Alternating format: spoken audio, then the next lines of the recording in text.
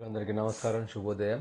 జై శ్రీరామ్, జై హింద్, జై భారత్. ఈరోజు సుప్రసిద్ధ ఆర్య సమాజ కార్యకర్త, ప్రముఖ న్యాయవాది శుద్ధి కార్యక్రమాన్ని, అంటే ఇతర మతాలకు మారినటువంటి హిందువులను శుద్ధి అనేటువంటి సుప్రసిద్ధ కార్యక్రమం ద్వారా మళ్ళీ పునరాగమనం చేయించినటువంటి, అంటే ఇతర మతాలకు మారినటువంటి హిందూ సోదరులను తిరిగి హిందూ ధర్మంలోకి తీసుకొచ్చినటువంటి గొప్ప ఉద్యమాన్ని, శుద్ధి ఉద్యమాన్ని చేసినటువంటి ప్రముఖ ఆర్య సమాజ్ కార్యకర్త, సనాతన ధర్మ పరిరక్షకుడైనటువంటి స్వామి శ్రద్ధానంద సరస్వతి యొక్క జయంతి.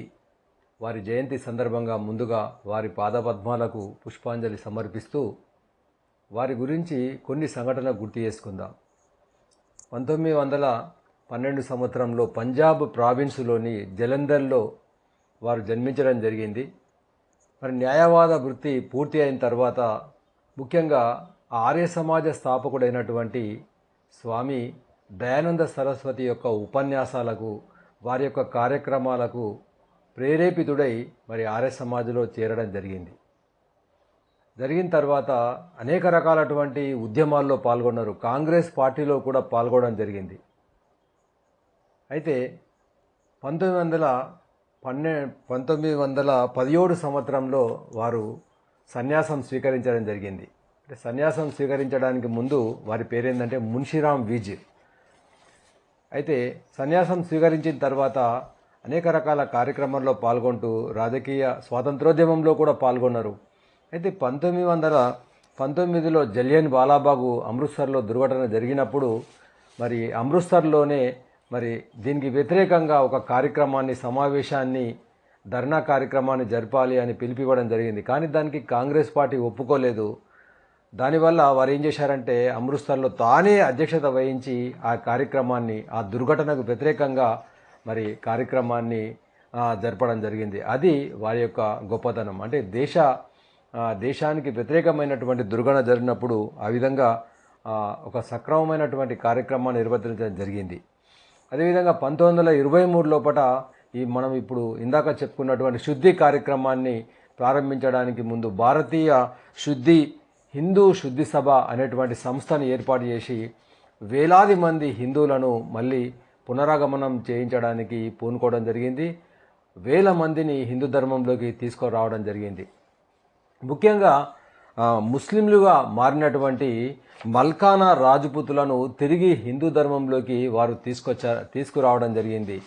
ఈ విధంగా శుద్ధి కార్యక్రమం జరుగుతుండగా కక్ష కట్టినటువంటి మతోన్మాది అబ్దుల్ రషీద్ అనేటువంటి ఒక ముస్లిం యువకుడు స్వామి శ్రద్ధానందను వారు ఢిల్లీలో ఉన్నప్పుడు, ఢిల్లీలో 1926 డిసెంబర్ 23న వారు ఢిల్లీలో న్యూమోనియాతో బాధపడుతున్నప్పుడు దొంగచాటుగా దెబ్బతీయడం జరిగింది. స్వామీజీని హత్య చేయడం జరిగింది. అంటే ఈ హిందూ ధర్మంలోకి అందరినీ తీసుకురావడం జరుగుతుంది, ఇస్లాంకు వ్యతిరేకంగా పనిచేస్తున్నాడు అనేటువంటి ఉద్దేశంతో స్వామీజీని హత్య చేయడం జరిగింది.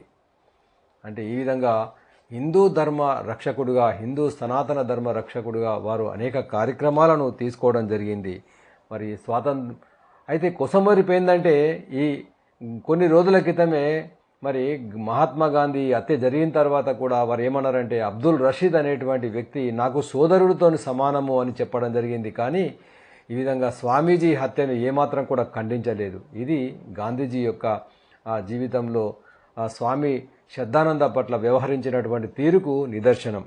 అయితే స్వాతంత్రం వచ్చిన తర్వాత ఢిల్లీలోని టౌన్ హాల్ దగ్గర ఉన్నటువంటి బ్రిటిష్ యొక్క రాణి అయినటువంటి విక్టోరియా మహారాణి యొక్క విగ్రహాన్ని తొలగించి అదే స్థలంలో స్వామి శ్రద్ధానంద యొక్క విగ్రహాన్ని ప్రతిష్టాపన చేయడం జరిగింది. అంటే మొత్తం మీద హిందూ ధర్మ రక్షకుడిగా, సనాతన ధర్మ రక్షకుడిగా, ఆర్య సమాజ సుప్రసిద్ధ కార్యకర్తగా వారు సుపరిచితులు. ఆ మహనీయునికి మరొకసారి పుష్పాంజలి సమర్పిస్తూ ఈ వీడియో మీకు నచ్చినట్టయితే ప్రతి ఒక్కళ్లకు ఇటువంటి మహాపురుషులు తెలియజేయాల్సిన అవసరం ఉంది. కాబట్టి ఈ వీడియోను 10 మందికి షేర్ చేయండి, ఛానల్ను సబ్స్క్రైబ్ చేయండి. దేశం కోసం, ధర్మం కోసం. జై శ్రీరామ్.